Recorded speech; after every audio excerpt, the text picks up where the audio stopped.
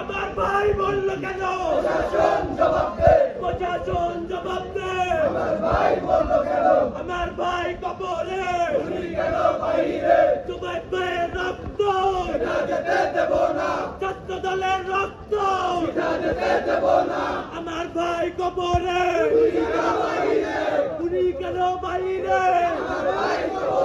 BL college ছাত্র দল জিন্দাবাদ জিন্দাবাদ, ছাত্র দলের চলো।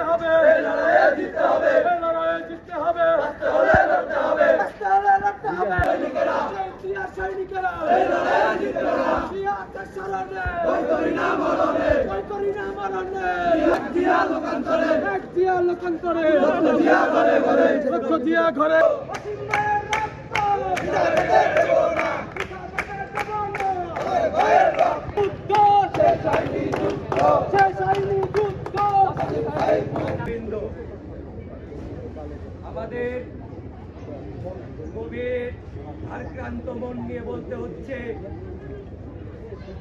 সাম্য পারভেজ ভাইয়ের পর আমাদের ছাত্র দলের আর এক ভাই জোবায়ের ভাইকে নৃশংসভাবে হত্যা করা হলো।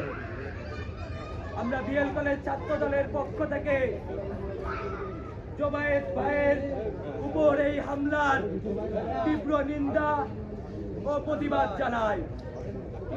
সেই সাথে আমরা বর্তমান সরকার ও প্রশাসনকে হুঁশিয়ার করে বলতে চাই, বারবার কেন ছাত্র দলকে নির্দিষ্ট করে ছাত্র দলের উপরই অ্যাটাক করা হয়।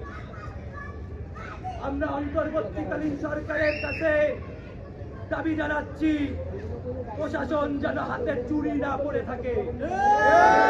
এই প্রশাসন হাতের চুরি পড়া বাদ দিয়ে জনগণের জন্য জনগণের নিরাপত্তা যেন নিশ্চিত করে। এখানে শুধু ছাত্র দল নয়, এখানে বাংলাদেশের প্রতিটা ব্যক্তি, প্রতিটা মানুষ নিরাপত্তাহীনতায় ভুগতেছে। কিন্তু 5 আগস্টের পর আমরা এই বর্তমান দেশে এরকম নিরাপত্তাহীন দেশ আমরা কেউ চাইনি। আমরা প্রতিদিন দেখতে পাই, সন্ধ্যের পর হলেই আমরা লাশের পর লাশের এক একটা নিউজ আমাদের কাছে চলে আসে।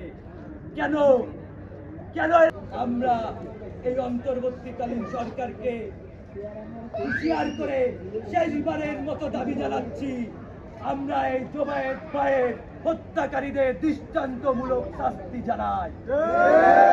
যদি এর ব্যত্যয় ঘটে তাহলে সারা বাংলাদেশে প্রতিটা ক্যাম্পাস ফুঁসে উঠবে এবং এই ক্যাম্পাসগুলো থেকে এই সন্ত্রাসীদের কালো হাত ভেঙে দেওয়ার জন্য যত ধরনের পদক্ষেপ নেওয়া লাগে ইনশাআল্লাহ বাংলাদেশ জাতীয়তাবাদী ছাত্র দল তা গ্রহণ করবে।